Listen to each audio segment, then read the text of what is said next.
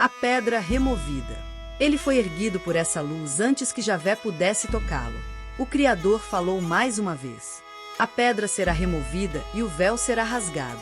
O filho retorna, não como prisioneiro, mas como chama eterna. Javé, enfraquecido, recuou para suas trevas, prometendo vingança, mas ciente de que havia perdido a batalha. Na madrugada do terceiro dia, quando as pedras ainda guardavam o frio da noite, Miriam foi ao sepulcro. Seu coração pulsava entre a dor da perda e a certeza da promessa. Ao se aproximar, uma luz intensa já resplandecia e ela percebeu que a energia que havia transmitido aos pés da cruz agora florescia como a aurora na tumba. O corpo de Jesus já não estava ali como cadáver, mas como ser ressuscitado. Quando o avistou entre as sombras douradas do amanhecer, parou. Jesus estava de pé, com um semblante sereno, mas seu corpo irradiava uma luz intensa, quase dolorosa de se encarar. Era como se o sol houvesse se condensado em sua forma. Miriam correu em direção a ele, com os olhos marejados. Meu amado! Sua voz tremia, carregada de alívio e amor. Mas antes que pudesse tocá-lo, ele ergueu a mão, não em recusa, mas em cuidado. O olhar que lhe lançou era tão profundo que ela sentiu que seu próprio espírito estava sendo acariciado. Miriam, não me toques agora. Sua voz era suave, mas carregada de autoridade divina. Meu corpo ainda vibra com a plenitude da fonte. A energia que flui em mim é fogo vivo, poderia ferir você e a vida que cresce em ti. Ela ofegou, compreendendo. Apolônio testemunhava a cena e, pela primeira vez desde a crucificação, sentiu o peso da eternidade se dissolver em ternura. Jesus continuou. O Pai Criador revelou-me o segredo que guardavas em silêncio. Nosso filho é promessa e semente de um futuro que Javé jamais poderá corromper. Não pelas armas ou discursos, mas pelo amor que não se quebra. Lágrimas escorreram pelo rosto de Miriam. A vontade de abraçá-lo era imensa, mas ela sabia que a distância naquele momento era cuidado, não afastamento. O vento suave passou entre eles, e Jesus, ainda com os olhos fixos nos dela, disse: quando a hora chegar, tocaremos novamente, e o mundo sentirá o eco desse toque. Até lá, protege a vida em teu ventre. Protege-a como me proteges agora. Miriam assentiu e ali, sem um toque físico, mas unidos pela energia pura do amor, selaram um pacto silencioso que transcendia a carne e o tempo. O brilho ao redor de Jesus parecia suavizar-se, como se ele, por um instante, se tornasse somente o homem que ela amava, mas ainda cercado pela presença viva de Deus. Ele se aproximou um passo, olhando Miriam como quem grava no coração cada detalhe de seu rosto. Miriam, escute-me com atenção, disse ele, com a voz que soava como água sobre pedra, firme e serena. Vá aos meus irmãos, aos apóstolos. Diga-lhes que eu vivo, que a morte não me reteve, e que estarei em breve entre eles. Diga-lhes para não temer, pois o reino que anunciei não pode ser detido. Miriam assentiu, mas Jesus prosseguiu, com um tom ainda mais solene. E há mais, o que vos ensinei não pode se perder.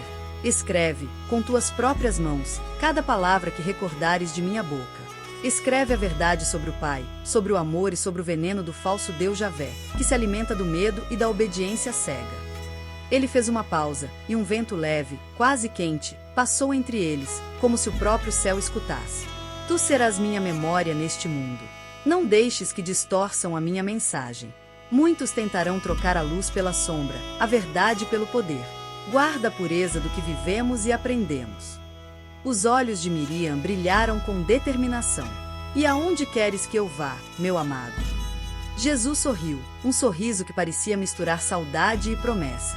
Parte para a Gália. Ali estarás segura, e ali criarás nossa filha. O mar te levará, e o vento será teu guardião. Eu virei a ti, no tempo certo, e caminharemos juntos outra vez. Mas até lá, sê forte, pois Javé não descansará enquanto houver esperança em ti. Apolônio, no plano espiritual, inclinou-se, como se quisesse proteger as palavras que ecoavam naquela aurora. Ele compreendia que aquela missão se tornava agora dupla: proteger Miriam e a criança que carregava, e garantir que a verdade escrita por ela não fosse apagada pela mão dos que serviam ao falso Deus. Jesus então deu um último passo para trás, a luz crescendo ao seu redor como um portal de ouro e fogo. Vai, Miriam.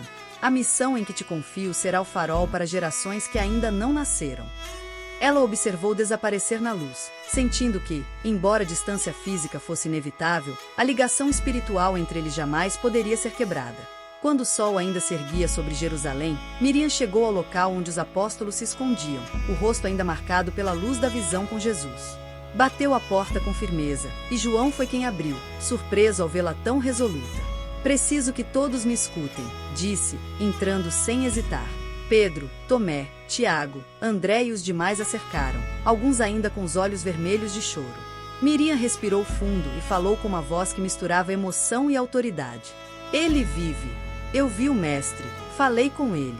Ele me pediu que dissesse a vocês que logo estará entre nós. Houve murmúrios e olhares incrédulos.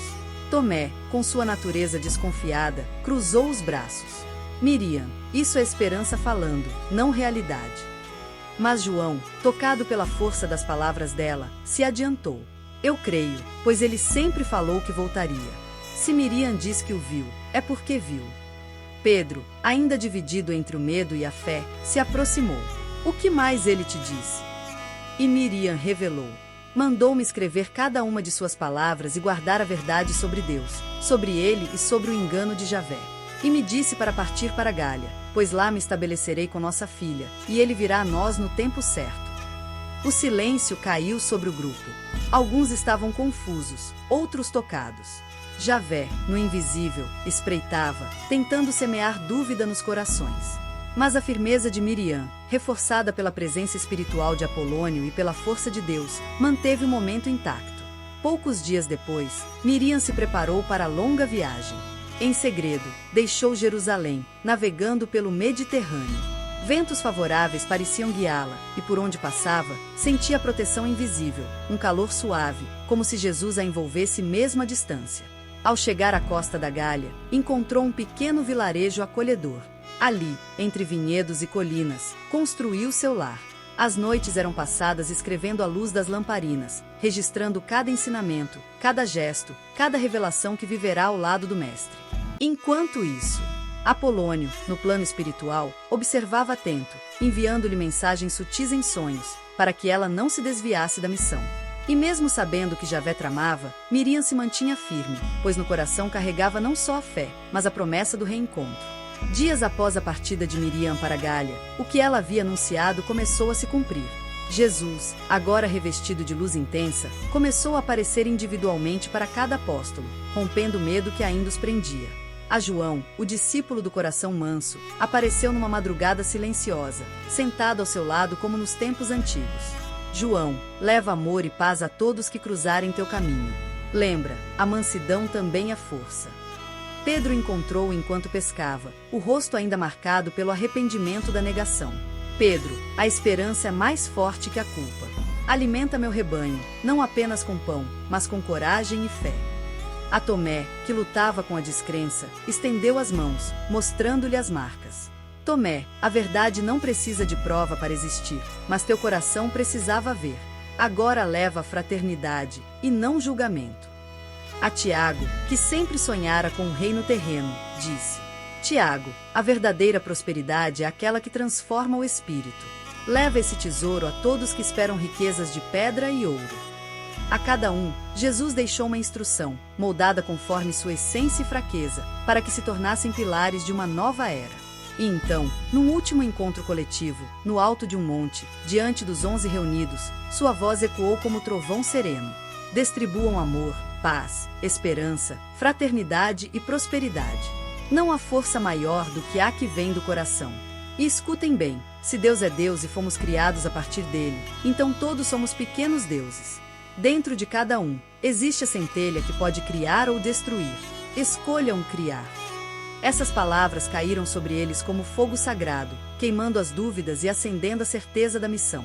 Os apóstolos se entreolharam, compreendendo que já não eram apenas seguidores, mas herdeiros de uma responsabilidade divina. Enquanto se dispersavam para levar a mensagem aos 4 cantos, no silêncio da Gália, Miriam sentiu em seu ventre a criança se mover.